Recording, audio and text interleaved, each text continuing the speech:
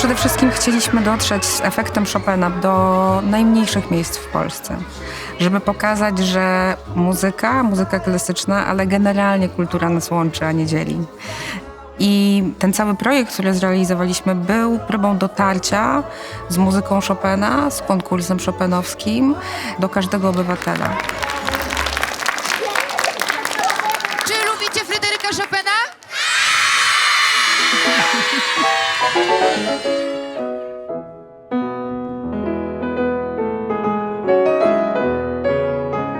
Kocham muzykę Chopina.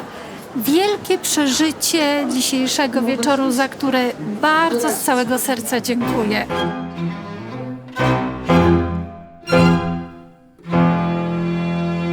Było dzisiaj bardzo super i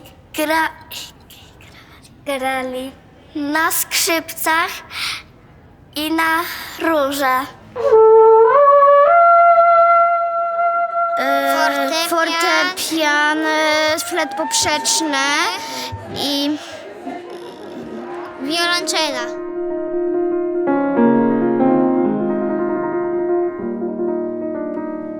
Efekt Chopina to nowy projekt Narodowego Instytutu Fryderyka Chopina, którego głównym celem jest rozprzestrzenienie tej siły, jaką wygenerował konkurs chopinowski. Dziękuję ślicznie. Chcemy wykorzystać właśnie to zainteresowanie do tego, aby podzielić się pięknem, wspaniałą twórczością Fryderyka Chopina i żeby ta twórczość była dostępna właściwie wszędzie w Polsce. Po raz pierwszy postanowiliśmy, że to działanie jest tak samo ważne jak promocja konkursu chopinowskiego. Ta perspektywa mniejszych miejscowości, małych gmin, tych miejsc, do których ta kultura żywa dociera bardzo rzadko, sporadycznie. No, to było po prostu bardzo ważne, dla mnie również osobiście. Jesteśmy pod ogromnym wrażeniem, że możemy usłyszeć to, co słyszeliśmy niedawno w telewizji na żywo i chyba entuzjazm publiczności świadczy o tym, że muzyka Chopina jest wieczna. W ramach efektu Chopina organizujemy dwa typy wydarzeń. Jedne jest adresowane do dorosłych, są to koncerty fortepianowe, w których występują uczestnicy konkursu chopinowskich. Zorganizowaliśmy ponad 150 koncertów na terenie całej Polski. Odbyły się one w różnych ośrodkach, zarówno w filharmoniach, jak i w centrach kultury, szkołach, pałacach, muzeach czy zamkach. Tak wielka liczba koncertów sprawiła, że ludzie naprawdę zaczęli myśleć o tym Chopinie, słuchać go i myślę, że narobił im się taki apetyt na jego muzykę. No cóż ja mogę powiedzieć, jestem szczęśliwa bardzo, że w takiej miejscowości jak Łomża dotarł ten program, że jest możliwość na żywo posłuchania pięknej muzyki Chopina. Efekt Chopina, cudowna seria koncertów. Dla mnie to jest coś nowego, nowe doświadczenie. Pierwszy raz i na pewno nie ostatni. Usłyszeli dużo młodych polskich pianistów, którzy mieli szansę się zaprezentować, mieli szansę doświadczyć, jak to jest grać koncerty nie tylko w tych największych salach, ale również w tych mniejszych ośrodkach i docenić każdy rodzaj publiki. Nazywam się Piotr Pawlak. Jesteśmy w pięknej sali Filharmonii Świętokrzyskiej i właśnie wykonałem koncert w ramach efektu Chopina. Bardzo się cieszę, że taka inicjatywa w Instytucie Chopina powstała. Także jest to możliwość koncertowania dla nas, dla polskich pianistów. Konkurs chopinowski, który tak bardzo wielkim echem odbija się w całym środowisku. Wszyscy o tym mówią, nawet ci, którzy muzyką się nie interesują. Powoduje, że wielu ludzi, którzy na co dzień nie odwiedzają sal koncertowych, chcą przyjść na taki wieczór i okazuje się, że są zachwyceni, wzruszeni, zadowoleni, że biją brawa na stojąco. No to jest również wielka frajda, zadowolenie nas, organizatorów, którzy zabiegamy o tę publiczność. Jesteśmy zaszczyceni tym, że nasza instytucja bierze udział w tak wspaniałym programie. Dziś już 3. koncert z cyklu Efekt Chopina. Te koncerty cieszą się sporym zainteresowaniem, z tym, że oczywiście zróżnicowanym. Osobiście bardzo się cieszę, że popularyzujemy naszego wielkiego mistrza polskiej muzyki w taki właśnie sposób.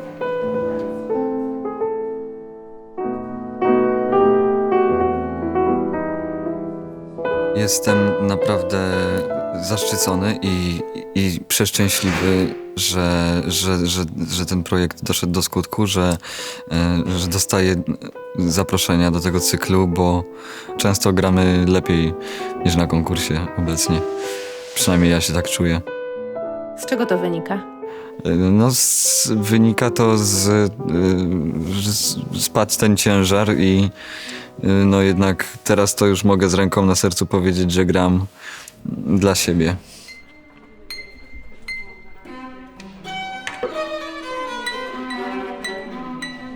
Od początku, jak tylko dowiedzieliśmy się o tym, że jest pomysł na właśnie stworzenie takiego programu, bardzo ochoczo przystąpiliśmy do współpracy i bardzo się cieszę, że nasza instytucja jest jedną z wiodących, jeżeli chodzi o ilość przeprowadzonych koncertów. Dzisiaj koncert finałowy.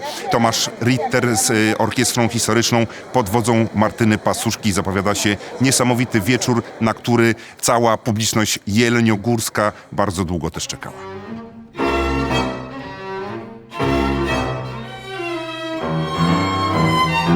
Granie w takich mniejszych ośrodkach w ramach cyklu Efekt Chopina niesie ze sobą dużo pozytywnych stron, myślę.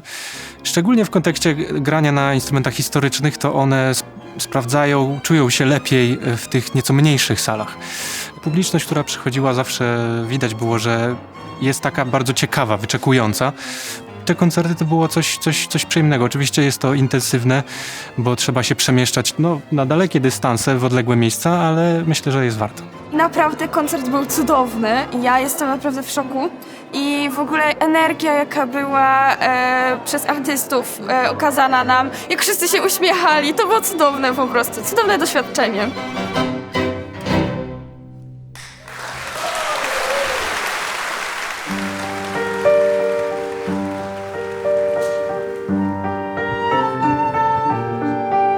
Drugi typ to są wydarzenia sensu stricto edukacyjne, w których muzyka Fryderyka Chopina jest pewnego rodzaju bazą do tego, żeby zachęcać młodych słuchaczy do aktywnego uczestnictwa. Kochane dzieci, czy jesteście gotowe, żeby poznać krok poloneza? Efekt Chopina to, można powiedzieć, jest poszerzenie naszej działalności na cały kraj i podzielenie się i naszymi doświadczeniami, i naszymi przemyśleniami dotyczącymi edukacji, która w dużej mierze powinna opierać się na doświadczeniu.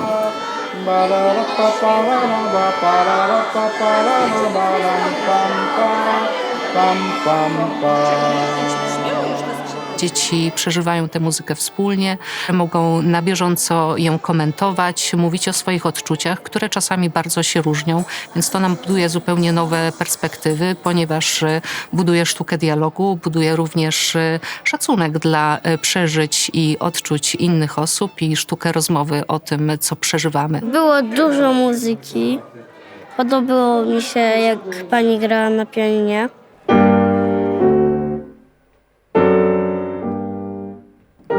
Jestem zachwycona. Mojemu synowi też to się bardzo podobało. Chyba najbardziej podobało mi się takie połączenie klasyki, po prostu, z tym, że dzieci mogły uczestniczyć w tworzeniu muzyki, mogły dotknąć instrumentów i w jakiś tam sposób mogły podejrzeć, jak powstaje ta muzyka.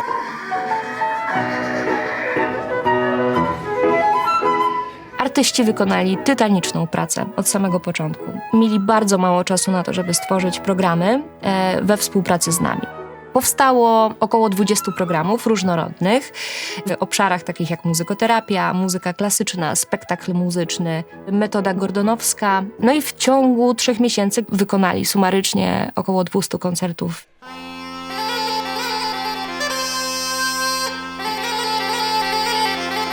Cudowne było poznanie wszystkich tych ponad 130 miejsc, prawie 140 i wyłania się z tego wyjątkowy obraz, niesamowitego zaangażowania, wielkiej radości z tego, że można coś wspólnie zrobić, otwartości, cierpliwości. Zamieniamy się w dyrygentów? Jam, pa, pa, pam, pa. Wszystkie jednostki, z którymi się spotkaliśmy, były niezwykle elastyczne, gotowe do pracy, współpracujące i krok po kroku realizujące z nami to zadanie, by dzieciaki w sali mogły spotkać się z artystami, pośpiewać z nimi, potańczyć, poruszać się, poimprowizować.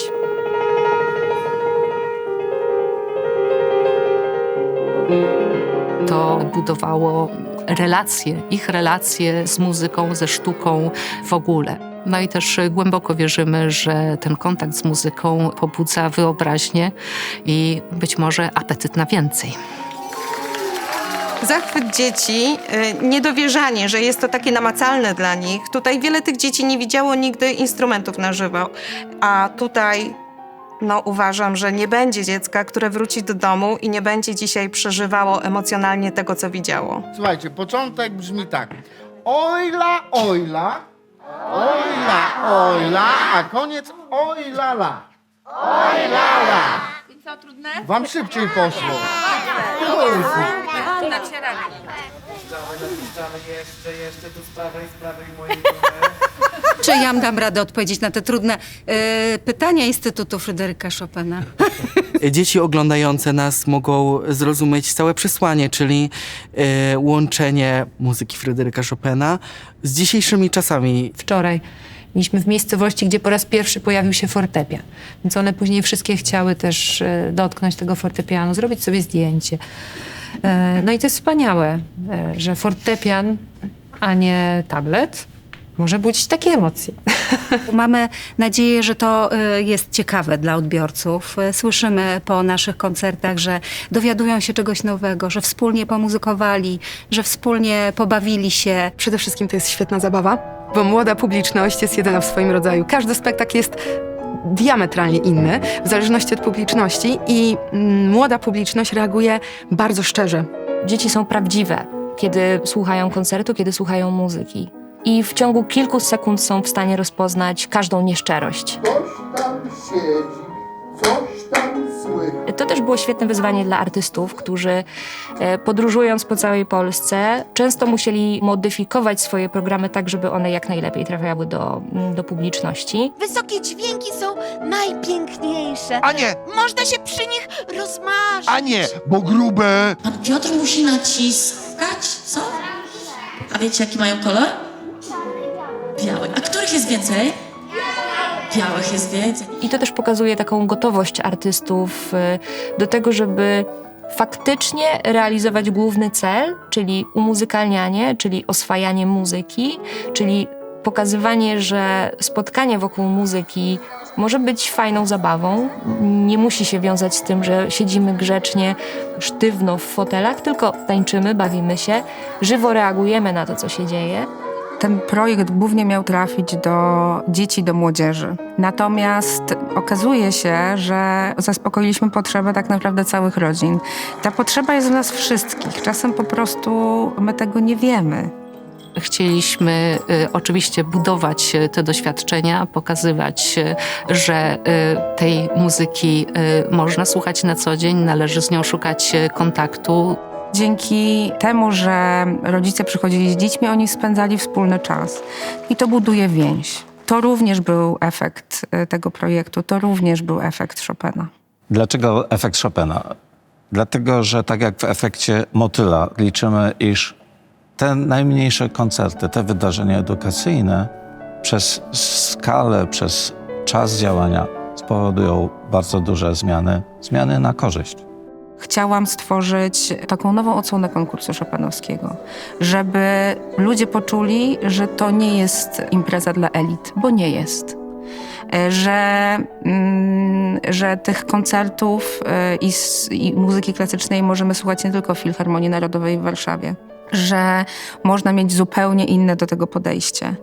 I dlatego Szybko przygotowaliśmy ten projekt, szybko przygotowaliśmy ten nabór i muszę przyznać, to też wielkie podziękowania dla całej ekipy Narodowego Instytutu Fryderyka Chopina, bo stanęli na wysokości zadania, zrobili świetną robotę, zaangażowali się w to całym sercem i że czasem trafiali do takich miejsc, w których nigdy nie było koncertu muzyki klasycznej. To jest swego rodzaju nie realizacja projektu, ale pewnej misji. I myślę, że z tą myślą po prostu będziemy realizować te działania dalej.